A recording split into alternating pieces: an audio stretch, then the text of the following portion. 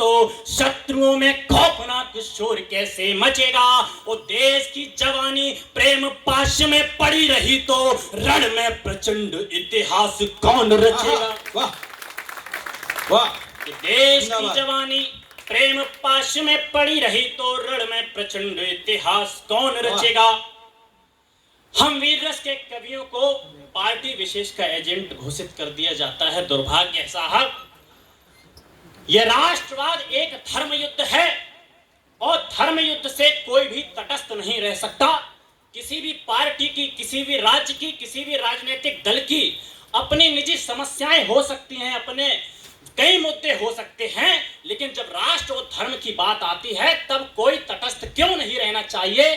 प्रमाण देता हूं आदिकाल से जी कि सुप्त प्राय प्रौढ़ वृद्ध जौनों का लहू रहा तो शत्रु कैसे पाएंगे शिकस्त धर्म युद्ध में। और महारथियों का मौन टूटा ना तो दंभियों का षड्यंत्र कैसे होगा ध्वस्त धर्म युद्ध में। कि सुप्त प्राय प्रौढ़ वृद्ध जौनों का लहू रहा तो शत्रु कैसे पाएंगे शिकस्त धर्म युद्ध में। और महारथियों का मौन टूटा ना तो दंभियों का षड्यंत्र कैसे होगा ध्वस्त धर्म युद्ध में। और याद कीजिए कि नीतियां अनीति पे अड़े थे विविध कला के सिद्ध हस्त धर्म युद्ध में।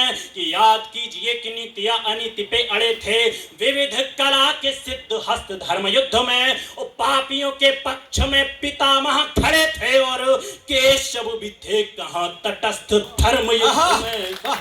केशव भी थे कहां तटस्थ धर्म युद्ध में। कहा जाता है कि वीर रस के कवि केवल आग बोलना जानते हैं, युद्ध की बात करना जानते हैं। साहब, मैं कहता हूं सुबह शाम राम राम करने की परंपरा है हमारे देश में।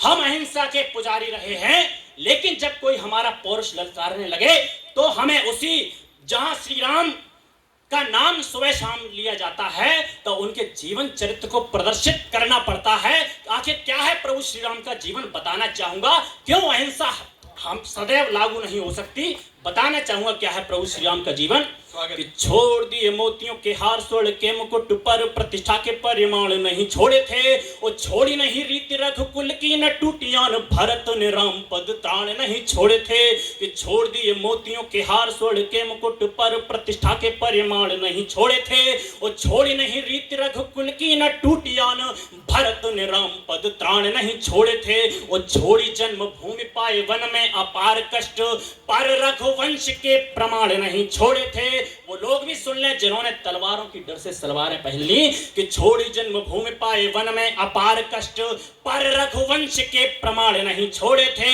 और छोड़ा था भले ही राजपाट राम जी ने, किंतु हाथों से धनुष और बाण नहीं छोड़े थे।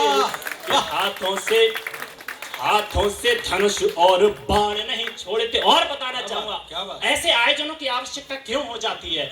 आजकल बहुत से कार्यक्रम होते हैं जहां वीर रस के कवियों के बिना, ओज कवियों के बिना कार्यक्रम कर दिए जाते हैं। ये दुर्भाग्य है हमारे देश का। क्यों आवश्यकता है हमेशा आग बोलने वालों की, क्यों आवश्यकता है आपको जगाने वालों की, बताना चाहूंगा कारण। कि जामवंत बिन हनुमंत को जगाता कौन, चीर पार राक्षसों की रीढ़ कौन तोड़ता। वो देत निर्देश कृष्ण खींचता प्रतिंचा कौन, कौन दुशासन की भुजाओं को मरोड़ता। कि जामवंत बिन हनुमंत को जगाता कौन, रावण के राक्षसों की रीढ़ कौन तोड़ता।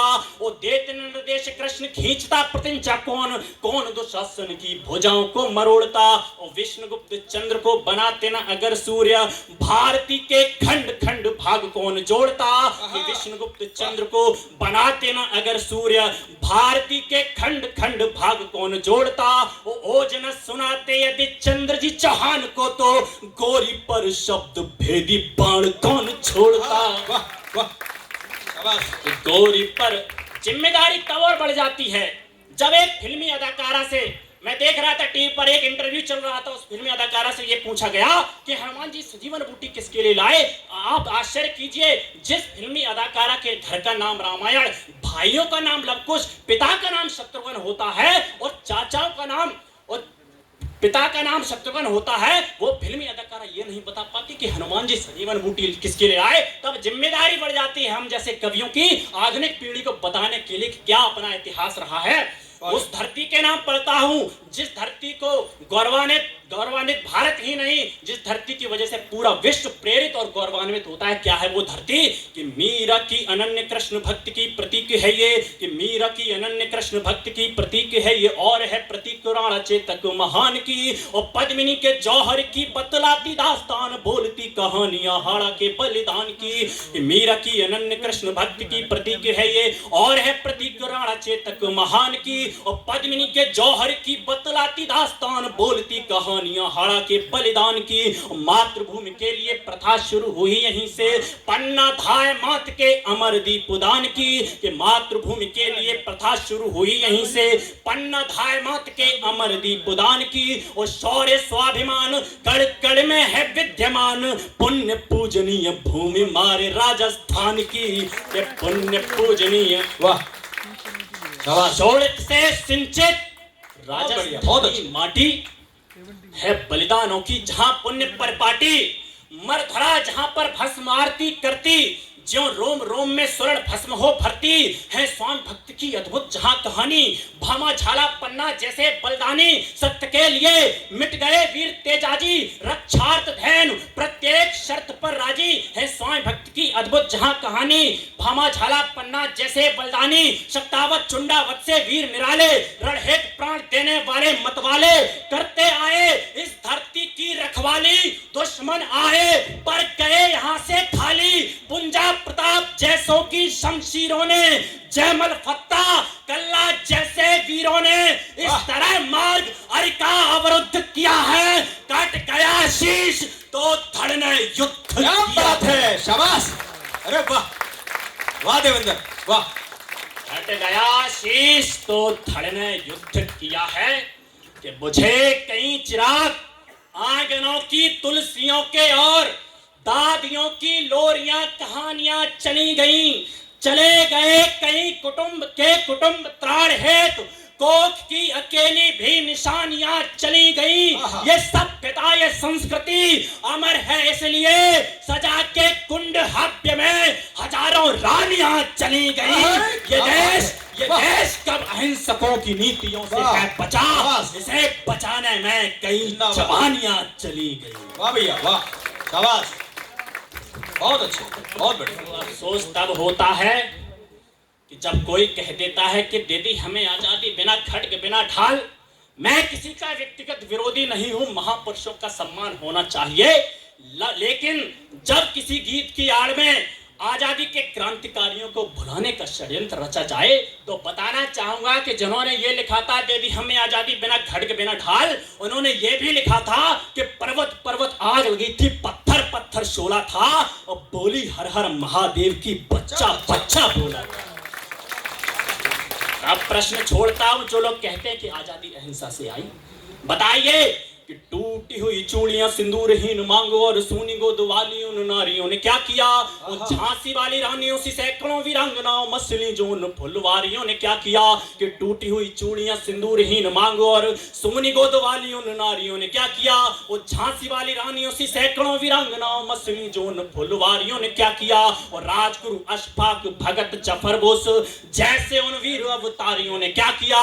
राजगुरु अशफाक भगत जफर बोस जैसे उन वीर अवतारियों ने क्या किया। और बुद्धिजीवी ये बता दें आजादी अहिंसा से तो 7 लाख शहीद क्रांतिकारियों ने क्या किया। वाह वाह भैया वाह। और एक प्रश्न छोड़ता हूं साहब कि ऊधम भगत से जवानों को बताया मूर्ख, इससे बड़ा क्या होगा अपमान रोष का।